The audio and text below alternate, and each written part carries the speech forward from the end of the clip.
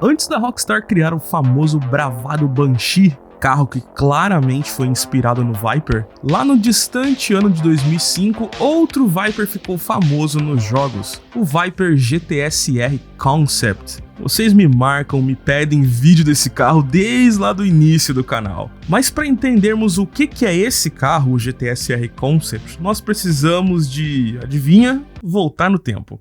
A gente tem que entender primeiro o que significa esse GTS-R do nome dele. No último episódio eu contei todo o contexto da criação do Dodge Viper. Assista lá depois para não ser repetitivo aqui. Então o ano que precisamos voltar é o ano de 1995, um pouco antes aqui de vossa calvície nascer. 95 foi o ano de apresentação do Dodge Viper SR2, a segunda geração. Eu citei no primeiro episódio do Viper que na segunda geração ele ganhou teto, que na primeira geração era apenas Roadster. Só que lá naquele vídeo eu não contei o motivo do Viper ter ganhado teto. Durante os anos da primeira geração, várias equipes independentes dos Estados Unidos estavam modificando Vipers para corrida. O grande atrativo era o imenso motor de caminhão, mas sem teto as adaptações de gaiola ficavam mais difíceis e isso também impossibilitava a homologação para competições oficiais.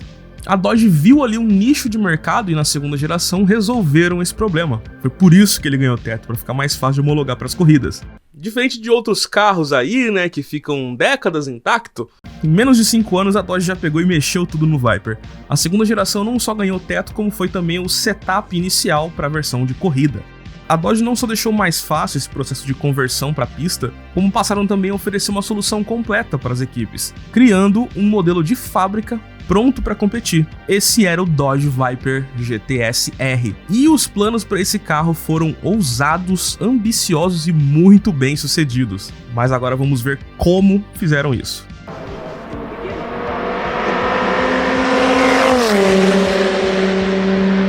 A Dodge não queria o Viper competindo apenas nos Estados Unidos, mas também na Europa inteira. E alguns até competiram no Japão, inclusive. Para isso, fizeram um acordo comercial com 3 equipes, com 3 empresas, para poder tocar a operação de fábrica e manutenção dos carros.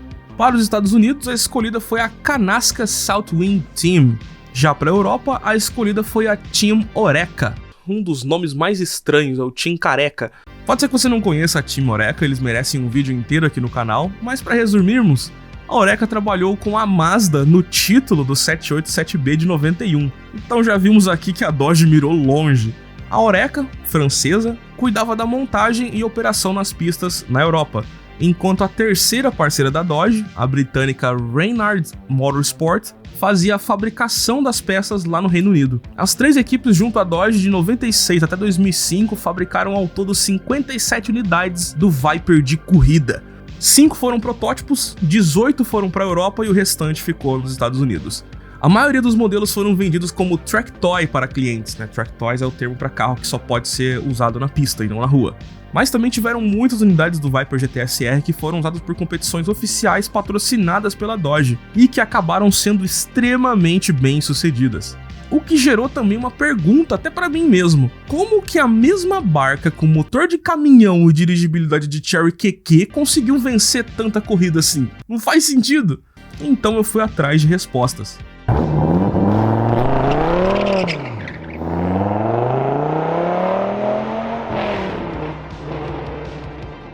O Viper GTS-R teve mudanças profundas em relação ao seu irmão de rua. As mudanças começaram, por exemplo, no chassi, que agora era um Space Frame de aço. Space Frame era o tipo de chassi que mais utilizavam nas competições antes de ficar famoso esses monocoques de fibra de carbono modernos. Outra mudança drástica que fez do Viper um carro bom de corrida foi a suspensão. Por mais que a Dodge tenha contratado a Bilstein para fazer a suspensão do Viper ACR, lá nos anos 90 o GTS-R de corrida já tinha uma suspensão superior. Ele usava também a outra engenharia muito comum nos carros de corrida, que era a suspensão Double Wishbone, ou como a gente conhece aqui, duplo A. E parece mesmo realmente 2 A assim em cima do outro.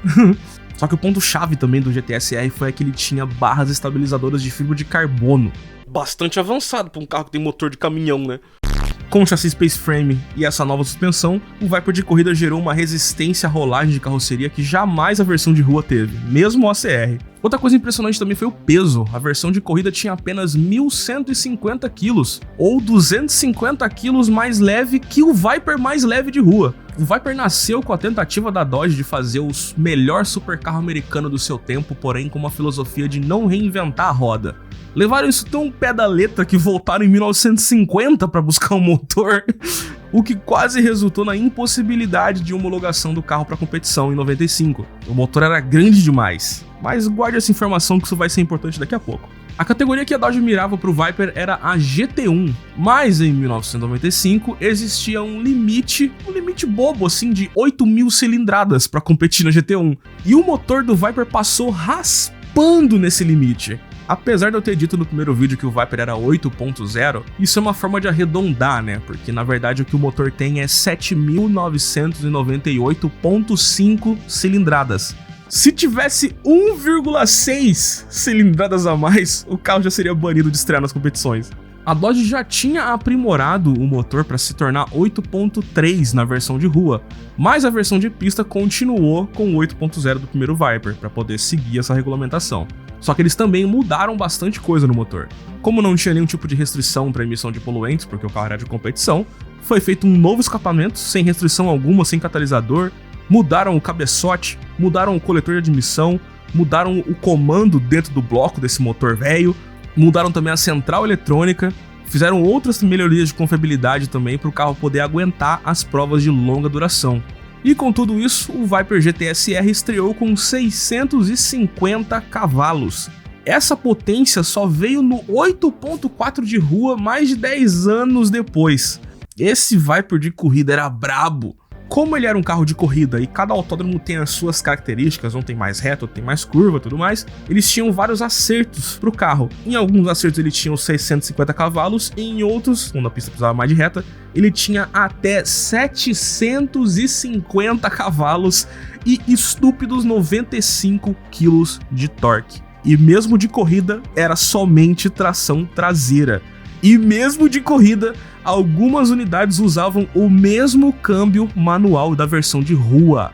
Só depois que veio o câmbio sequencial para corrida. Cara, isso era quase potência do grupo C. Esse Viper era muito insano.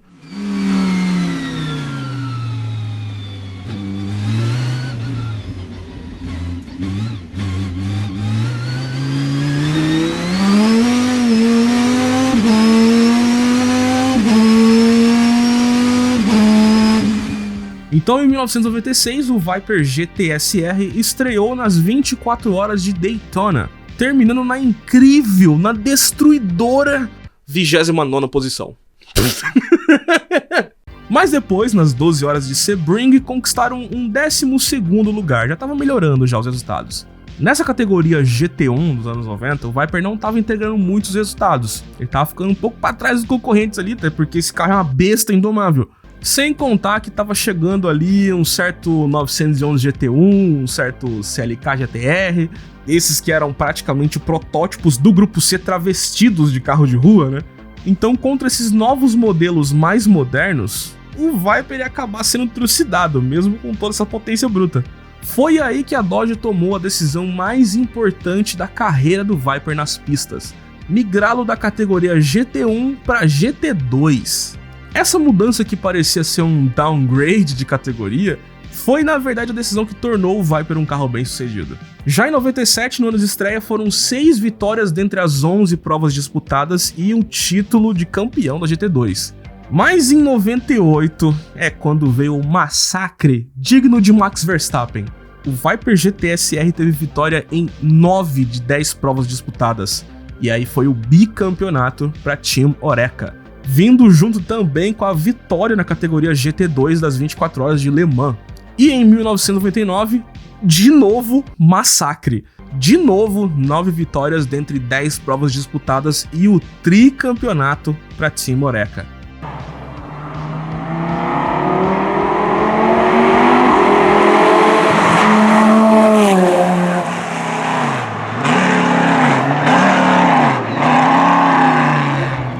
Para Para celebrar o domínio, foram criadas 100 unidades da versão Viper GTSR GT2 Championship Edition, que é esse carro branco maravilhoso. Ele tinha essas rodas da BBS, tinha a pintura e a aerodinâmica muito semelhantes à versão de pista. E com só 100 unidades fabricadas, eu tenho até medo de pesquisar quanto que vale uma dessas hoje em dia. Aí então, de 99 a 2003, vieram várias outras vitórias pro Viper GTSR em outras categorias também, em outras equipes. Afinal, como eu falei, o carro era vendido como track toy, né? Então muita gente comprou ele para competir. Dentre essas outras vitórias, vale destacar duas impressionantes de 2001 e 2002 do Viper da equipe Zack Speed. Ele foi bicampeão das 24 horas de Nürburgring. E esses pilotos eram corajosos em 24 horas nessa barca. Mas a gente já fala sobre isso. Surpreendentemente, em 2001, a Dodge encerrou seus investimentos do Viper de corrida, que foi durante a preparação para a terceira geração do Viper de rua. Desse ano em diante, as equipes seguiram sozinhas competindo, não tinha mais o apoio de fábrica. A Team Oreca mesmo sozinha deu sequência sim no Viper de corrida, criando alguns anos depois o Viper GT3 Competition Coupé.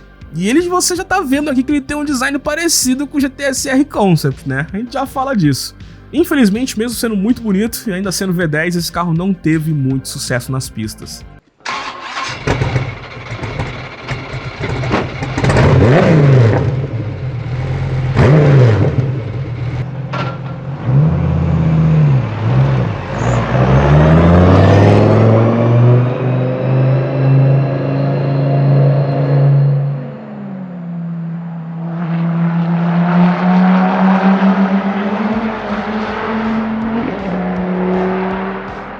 Mas vamos voltar pro Viper da Zack Speed primeiro. Como eu falei, ele já tinha vencido 2001 e 2002 nas 24 horas de Nürburgring. Só que não foi só ele venceu a corrida, não. Ele venceu com 3 voltas de vantagem em Nürburgring.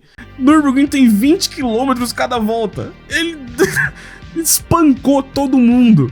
A organização, então, das 24 horas de Nürburgring queria barrar esse massacre do Viper da Zack Speed. Então, para 2003, eles criaram uma regra que limitava o tanque de combustível para 90 litros. E isso foi uma grande desvantagem, foi um ataque direto ao Viper da Zack Speed, porque ele usava um tanque de 120 litros. E como ele tem motor de caminhão, ele bebe pra cacete. Essa nova regra faria com que tivessem que reformular toda a estratégia da corrida de 24 horas, teriam que fazer muito mais paradas no pit stop, o que ia acabar com toda essa vantagem de 3 voltas. Eu gosto de automobilismo, mas sempre tem isso, cara. Eles sempre criam alguma regra pra poder destruir algum concorrente. Isso me irrita às vezes. Enfim, o Viper da Zack Speed competia nessa época já com carros também mais modernos, como por exemplo o 911 GT3, ou o Opel Astra e o Audi TT, que eram da DTM, que também competiam nas 24 horas de Nürburgring. E até a M3 GTR também competia nessa época, que foi a que eu citei lá no episódio 5 do canal, quando minha narração era cringe. Mas a Zack Speed era malandrinha, ela era espertinha. Eles tinham 2 Vipers para competir. Um deles eles colocaram o tanque normal de 90 litros, seguindo a regra certinho. E o outro Viper tinha um tanque um pouquinho assim, só um pouquinho diferente. Eles desenvolveram um sistema de tanque de combustível modular. Como assim? Não entendi. O carro vinha fazer a parada nos boxes quando o combustível acabava, só que não era para encher o tanque. Era pra trocar de tanque no meio da prova. Eles tinham 2 tanques, um ficava sempre no carro e o outro ficava no box, e eles já deixavam esse tanque cheio. Quando era a hora do Viper parar nos pit stop, em vez de encher o tanque, eles desparafusavam rapidamente ali o tanque, tiravam as mangueiras, catavam o tanque cheio do pit stop e botavam no carro e ele saía pra competir de novo. E aí o tanque vazio que ficou, eles enchiam. Cara, a direção de prova, quando viu isso, ficou completamente chocada. E eu também ficaria. Como assim um tanque modular? E o pior é que agora a Zack Speed estava fazendo o pit stop mais rápido do que antes. Trocar o tanque do carro foi mais rápido do que encher o tanque antigo de 120 litros. Como a direção de prova não podia banir a Zack Speed, porque isso era uma brecha no regulamento, eles então deram uma punição de 45 minutos. Mas não foi só esse negócio do tanque também, teve um outro problema. A Zack Speed registrou o carro como Dodge Viper. Mais uma coisa que eu não mencionei no meu outro vídeo é que a Dodge nessa época não vendia o Viper oficialmente na Europa. E os que iam pra lá pra competição eram registrados como Chrysler Viper. Esse que era o nome que tinha homologado pra Europa. Então, como a Zack Speed colocou Dodge, eles estavam com o carro homologado errado. E aí, de novo, como eles não poderiam banir o Viper durante a prova, o que a direção de prova fez? Pegou o outro Viper que tava com o tanque normal, dentro certinho da regulamentação, e também deu punição de 45 minutos nele. Canalices do automobilismo. A gente sempre vê por aqui. E mesmo assim, mesmo com essas duas punições, o Viper velho de corrida ainda assim deu um pau nos concorrentes mais modernos e conseguiu chegar em 5º lugar, mesmo com a punição. No ano seguinte, 2004, a Zack Speed participou mais uma vez das 24 horas de Nürburgring. Dessa vez o tanque modular que eles tinham inventado era de fato proibido, não podia ter. E ainda criaram uma nova regra mirando especificamente em acabar com o domínio do Viper. A partir de agora os motores só poderiam ter até 6,5 litros de deslocamento. E o Viper tinha 8. Foi aí que a Zack Speed teve uma sacada absolutamente brilhante e fora da caixa. Eu tenho um vídeo aqui no YouTube Shorts, lá no Instagram também, que é um vídeo que eu fiz ano passado sobre a Jaguar ter um motor de 8 cilindros, só que 2 deles estão tampados, gerando um V6. É o vídeo que ficou famoso, que é o V8 de 6 pistões. Adivinha o que a Zack Speed fez? Com o mesmo bloco do V10, eles usaram apenas 8 cilindros. Removeram tudo ali que fazia eles funcionarem, virar a brequinha ali, as velas, tudo, transformando o V10 num V8. Era um V10 de 8 pistões. E com as mudanças, esse novo V8, entre muitas aspas, tinha agora 6,2 litros de deslocamento, atendendo então a regulamentação da categoria. Eu não consegui encontrar muito a fundo o que exatamente a Zack Speed fez, mas assim, removendo 2 cilindros desse V10 do Viper, era pra ser 6,4, mas ele tinha 6,2.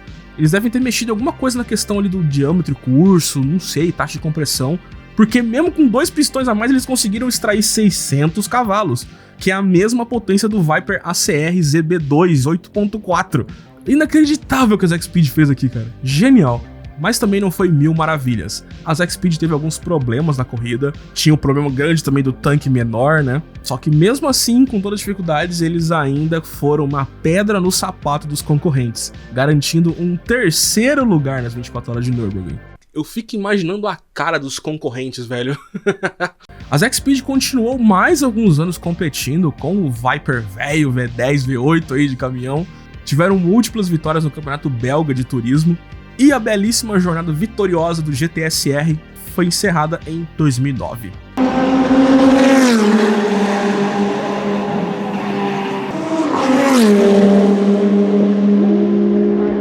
Mas agora vamos voltar para o ano 2000 para encerrarmos esse vídeo com o que eu prometi no começo, o GTSR Concept.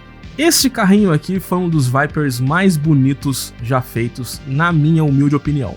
Eu normalmente gosto de carros long tail, que são esses carros rabudo, e olha o tamanho dessa traseira desse GTSR Concept, eu gosto pra caramba. Ele foi apresentado no Salão de Chicago no ano 2000 pela Dodge. Ele era quase 10 centímetros mais baixo e 5 centímetros mais largo que o Viper ZB1. E na verdade também podemos dizer que o design desse Concept foi muito da base pro Viper ZB1. O farol, se não for o mesmo, é quase o mesmo. Diferente de outros protótipos de salões do automóvel lá dos anos 2000, alguns que eu já até contei aqui no canal, esse Viper GTSR Concept aqui, ele foi um carro apresentado 100% finalizado. Ele usava o mesmo motor V10 8.3 litros do Viper ZB1 com seus 500 cavalos, tinha tudo no interior funcional, tinha ar-condicionado, o carro estava pronto para ser lançado daquele jeito. Só que a sacada aqui que torna esse carro especial é que a Dodge iria elevar o patamar de performance do Viper, não só com o motor dessa vez. Ele pela primeira vez teria a construção quase que 100% em fibra de carbono. Mesmo com esse tamanho todo, com esse comprimento todo, ele pesava só 1.400 kg. E certamente seria uma base extremamente sólida para uma futura nova versão do GTSR de corrida. E eu acho também que o fato desse concept ter sido mostrado pronto também foi o que colocou ele em tantos jogos como o Midnight Club 3, o Gran Turismo e tal. Se tivesse sido lançado, esse GTSR Concept teria sido uma completa revolução dos supercarros americanos. Estamos falando dos anos 2000, 24 anos atrás, e ele já era à frente do seu tempo. Essa construção que aqui já era com monocoque de fibra de carbono, isso aqui ia dar um pau nos supercarros americanos. O grande problema é que a Chrysler provavelmente previu um desastre financeiro. Justamente por essa construção de fibra de carbono, que na época era extremamente avançada, isso ia deixar o custo muito caro. Ia ser um Viper que naquela época custava, sei lá, uns $200 mil pra cima. Ele teria sido provavelmente um supercarro extremamente incrível, mas também seria uma catástrofe em prejuízos.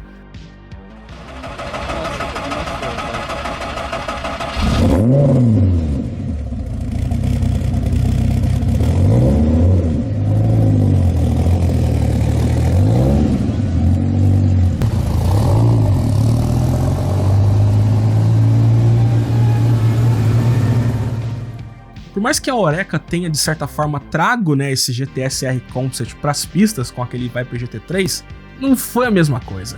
Possivelmente, se tivesse tido o apoio da Dodge, se a Dodge tivesse dado o GTS R Concept de base para Team Oreca, talvez ele teria tido mais sucesso.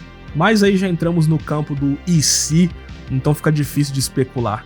E já é a segunda vez que eu conto uma história envolvendo a Chrysler, onde não tiveram coragem de lançar um supercarro que iria causar uma reviravolta no mercado americano. Assista esse outro vídeo aqui, ó, para você entender melhor. Ou então veja o último episódio do Viper de rua. Fico por aqui, muito obrigado pela audiência, obrigado pros membros, tamo junto, na voz Kelvin Farias, e até o próximo vídeo.